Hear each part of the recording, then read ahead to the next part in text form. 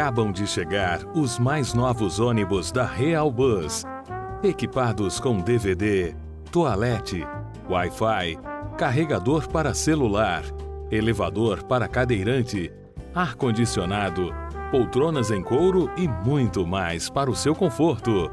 Viaje com segurança e pontualidade em novos horários. Real Bus, transportando vidas e sonhos. Com a graça de Deus, estamos iniciando mais um programa Opção para a Vida nesta manhã de quarta-feira, hoje 25 de abril. Nós estamos desde o início deste mês, agora fazendo parte da grade de programações da TV Maior. Viemos estar aqui nesta outra emissora desde o início do mês e eu acredito que muitos dos nossos telespectadores têm nos acompanhado, que já estavam conosco numa outra emissora e agora nós estamos aqui todas as manhãs.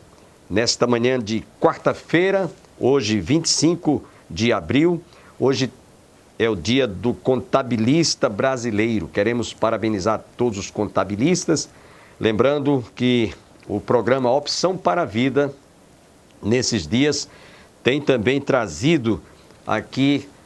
Ontem ouvimos a primeira parte de uma mensagem que nós transmitimos sobre o tema As Armas da Fé. Hoje estaremos dando continuidade a esta mensagem, esse estudo que nós ministramos em nosso templo. Queremos agradecer aos nossos telespectadores, inclusive que estão conosco, nosso irmão Marconi, que é um dos nossos parceiros, que tem acompanhado o programa Opção para a Vida desde longas datas. Celebramos recentemente 27 anos que estamos no ar.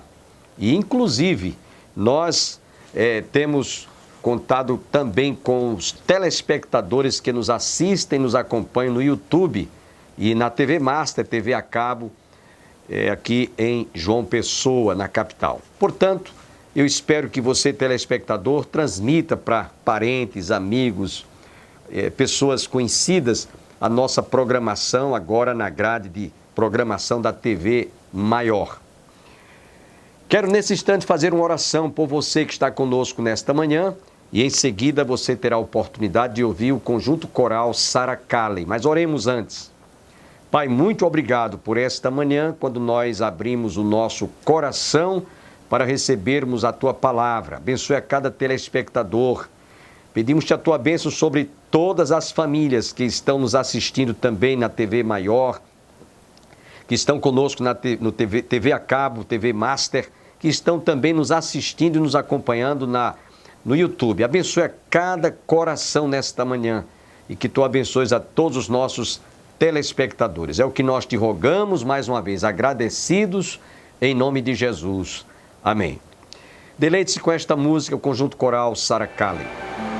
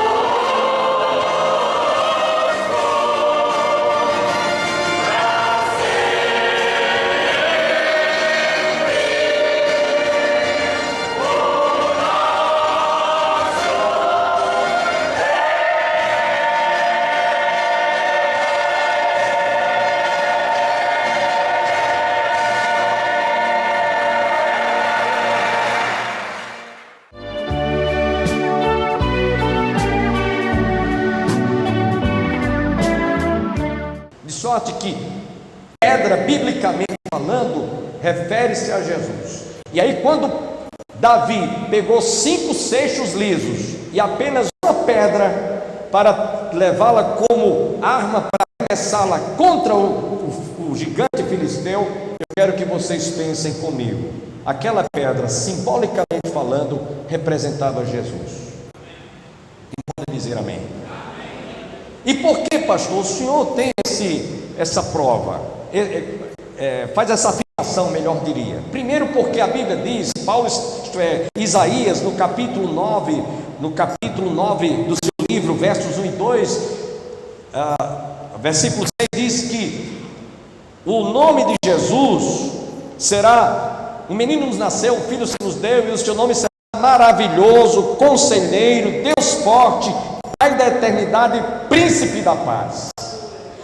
5 adjetivos, podemos assim dizer, que Isaías falou a respeito de quem se tratava Jesus. Um menino nos nasceu, o poder está sobre os seus ombros, e o seu nome será Maravilhoso, Conselheiro, Deus Forte, Pai da Eternidade, Príncipe da Paz.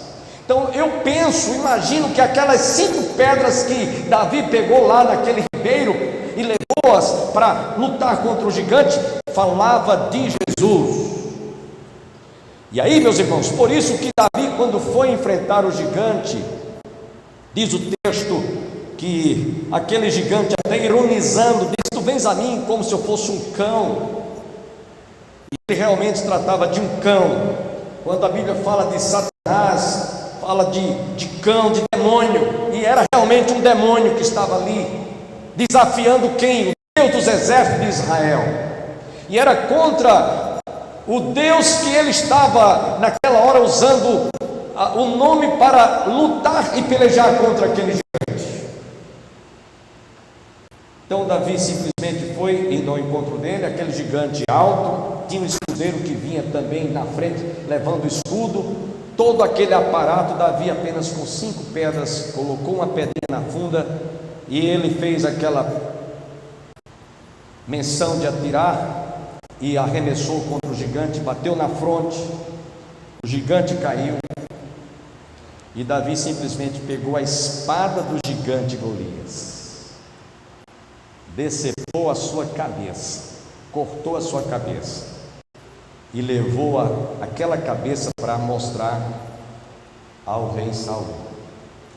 Isso nos lembra, meus irmãos, que lá no livro de Gênesis, capítulo 3, versículo 15, quando Jesus ainda nem tinha nascido, apenas profeticamente, no livro de Gênesis, capítulo 3, versículo 15, diz que haveria de um dia nascer do ventre da mulher aquele que haveria de esmagar a cabeça da serpente.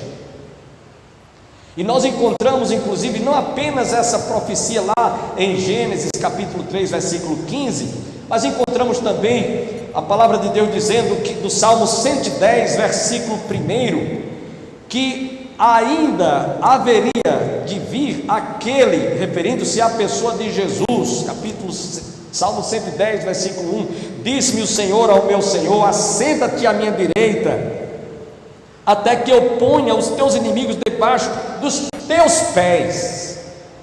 Então estava falando de alguém que um dia haveria de vir e esmagaria a cabeça da serpente, do diabo.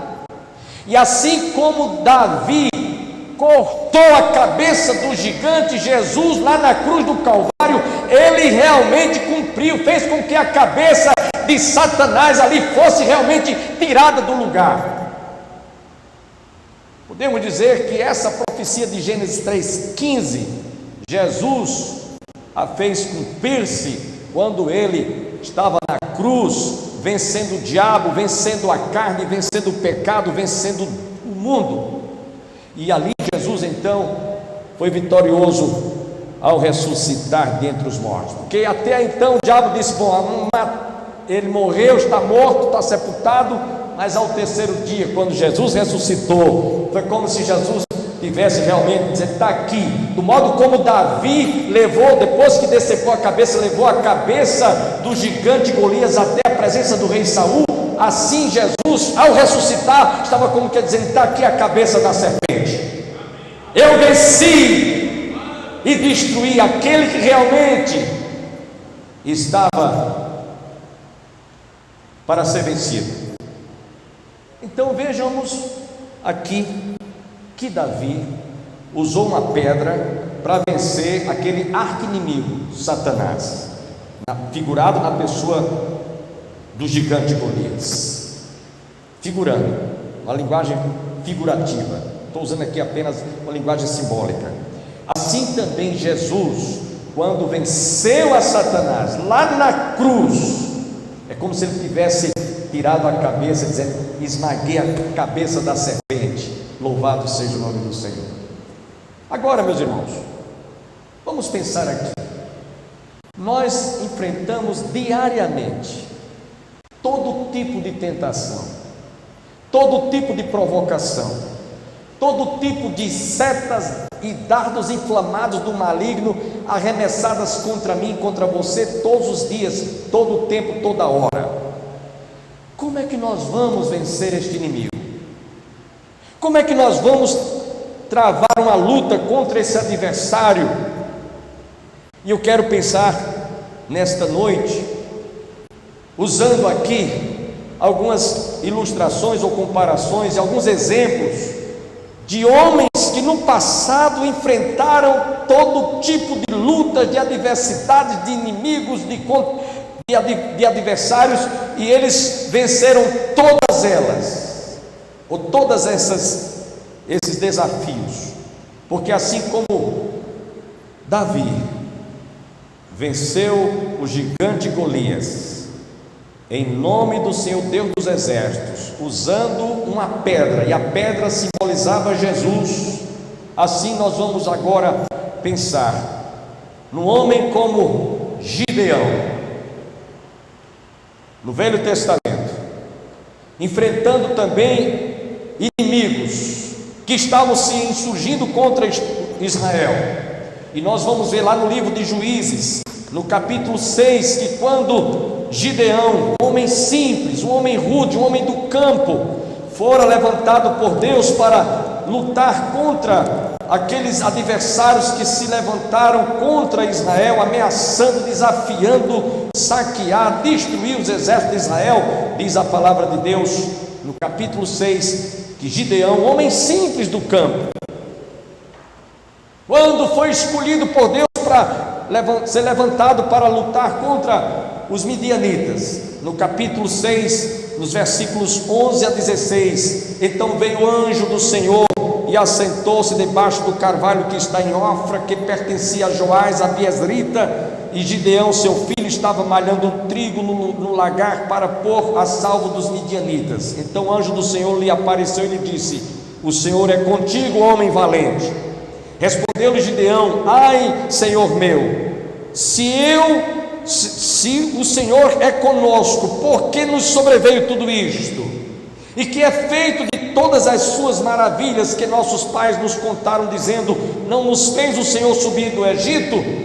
Porém agora o Senhor nos desamparou e nos entregou nas mãos dos midianitas. Então se virou o Senhor para ele e disse: vai nessa tua força e livra Israel da mão dos midianitas, porventura não te enviei eu?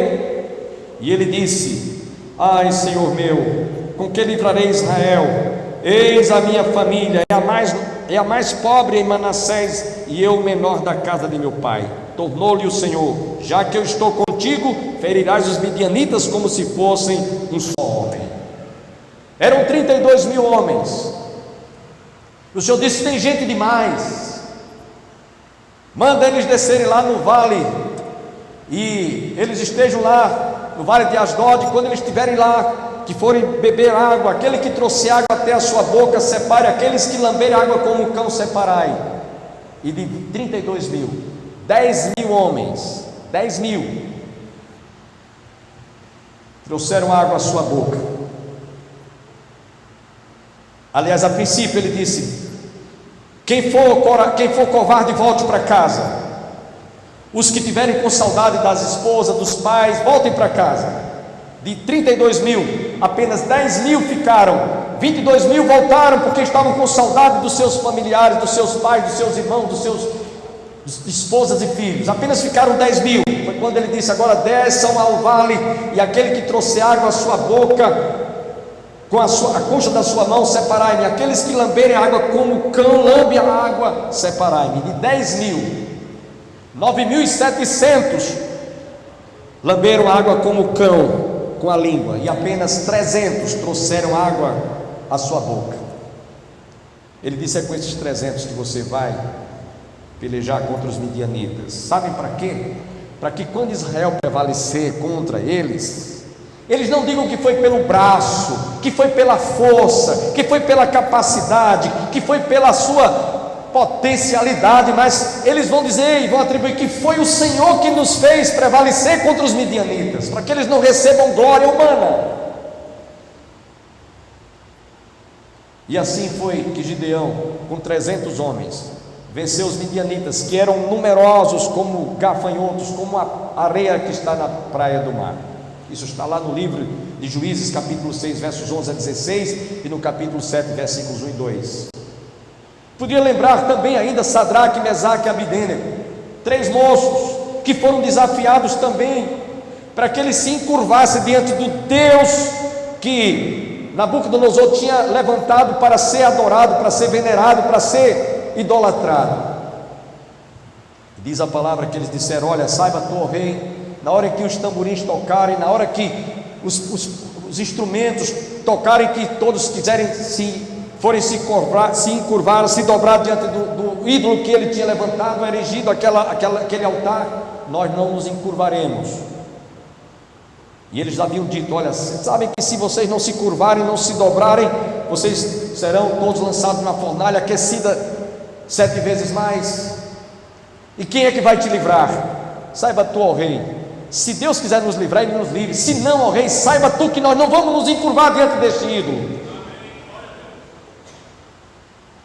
Nós vemos aqui, irmãos, que aqueles jovens estavam sendo desafiados para negarem a fé nesse Deus que pode livrar, nesse Deus que pode realmente nos defender, nesse Deus que peleja por nós, como nos diz a palavra de Deus. Se Deus é por nós, quem será contra nós?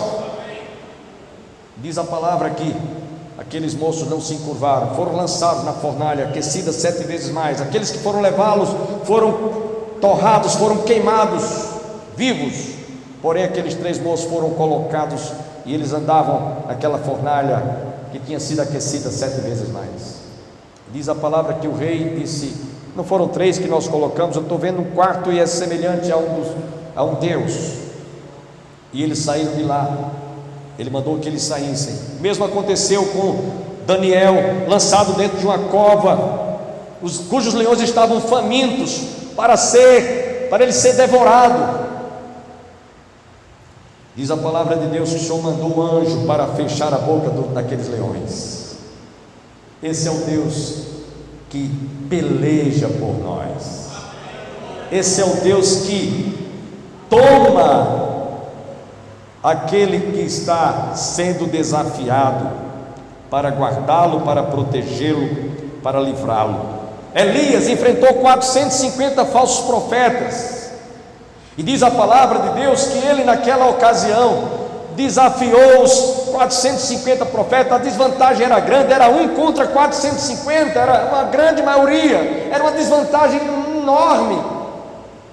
Mas diz a palavra de Deus que Elias disse: olha, vocês clamem ao Deus de Baal, invoquem a ele. Pode ser que ele esteja dormindo e ele venha, e amanheceu, a entardeceu, já quase no fim da tarde, ele pode estar cansado, pode estar atendendo alguém que... Eu vou agora provar a vocês que esse Deus que vocês estão invocando é um Deus sem vida, porque ele tinha colocado um altar e colocado lá a vítima para ser o sacrifício, e o desafio era esse: aquele Deus a quem nós invocarmos e fazer cair fogo do céu para consumir o holocausto. Esse é o Deus que deve ser invocado, esse é o Deus que deve ser adorado. E naquela hora Simplesmente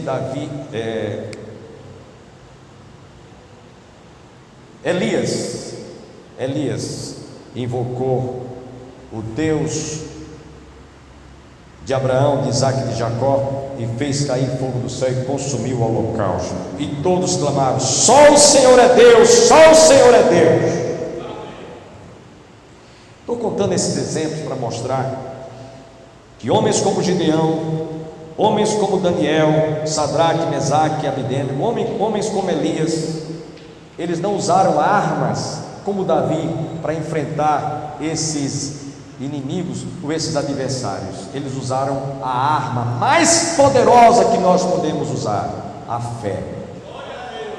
Essa é a arma do cristão, a arma que realmente, e a Bíblia diz, essa é a vitória que vence o mundo, a nossa fé. E a Bíblia diz que a nossa fé, ainda que seja do tamanho de um grãozinho de mostarda, poderemos transportar os montes que estão em terra firme para o seio dos mares. A fé é uma arma poderosa que pode realmente vencer as maiores dificuldades, os maiores obstáculos que por acaso nós venhamos enfrentar. Jesus estava sendo preso. Um dos apóstolos, Pedro, naquela hora, quando viu Jesus sendo preso, puxou uma espada dizem alguns escritores que ele puxou a espada para decepar a cabeça daquele soldado chamado Malco. Só que ele afastou a cabeça, então a espada decepou a sua orelha. E Jesus então apanhou aquela orelha, colocou no lugar e disse: Pedro, põe a tua espada na bainha. Se eu quisesse agora mesmo, poderia pedir ao meu pai uma legião de anjos, meu pai mandaria. Mas para que se cumpra a escritura, para que se cumpra tudo a meu respeito, convém que isto aconteça. Põe a tua espada na bainha. Não precisa. Pedro queria usar a arma da violência, e naquela hora Jesus estava mostrando que não era assim que nós iríamos vencer esse inimigo. Jesus estava mostrando que não era pela força, pela violência. Nós estamos agora mesmo assistindo no Rio de Janeiro aquela intervenção federal, onde estão os exércitos, as autoridades preocupadas com a criminalidade no estado do Rio de Janeiro. Pode ser que diminua, mas já até houve quem já fosse abatido propriamente do exército recentemente, essa semana mesmo. Sabe quando isso vai ser resolvido? Poderá ser resolvido no dia em que uma cidade como o Rio de Janeiro, e aí eu estou falando agora para muita gente que está me ouvindo e me assistindo, cujo Cristo Redentor está lá de braços abertos, mas está morto sem vida.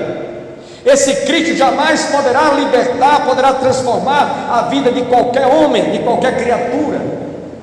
E essa violência, ela vai continuar, ninguém vai realmente ter forças para detê-la, e poderá realmente desaparecer no dia em que o homem realmente se render àquele que não usou arma para vencer a Satanás. Ele derramou o seu sangue, ele deu a sua vida para transformar a vida de todo aquele que está preso e algemado pelo pecado.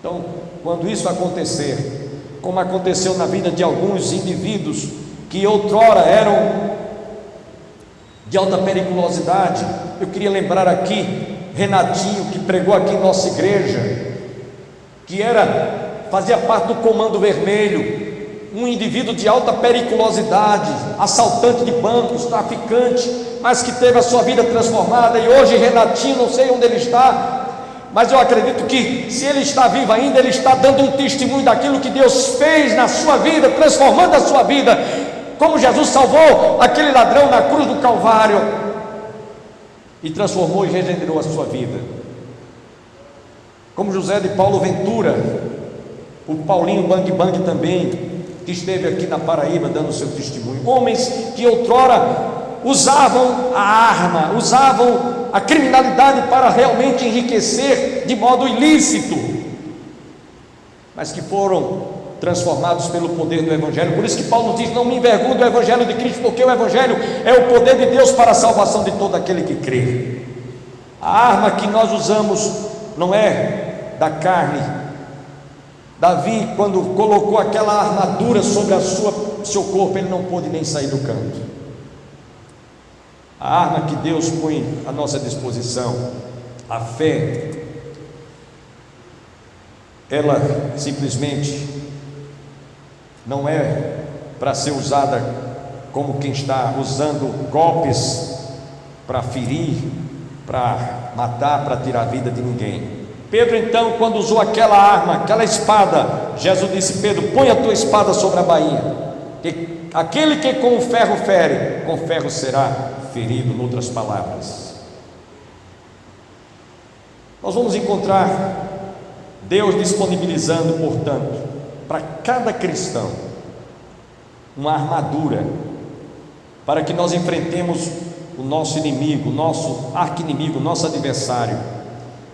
Esta armadura, Paulo descreve na carta aos Efésios, capítulo 6, versos 10 a 20, e eu estou terminando com essa citação, que todos devem estar lembrados. Paulo, escrevendo sobre a armadura de Deus, ele diz que Deus coloca à disposição de todo cristão uma armadura que nós possamos enfrentar este inimigo sem precisarmos utilizarmos armas da carne. Agradeço a todos que estiveram conosco, que todos recebam as bênçãos do Pai, do Filho e do Espírito Santo, e até o nosso próximo programa, se Deus quiser. Sempre que eu leio a história de Cristo, eu fico a pensar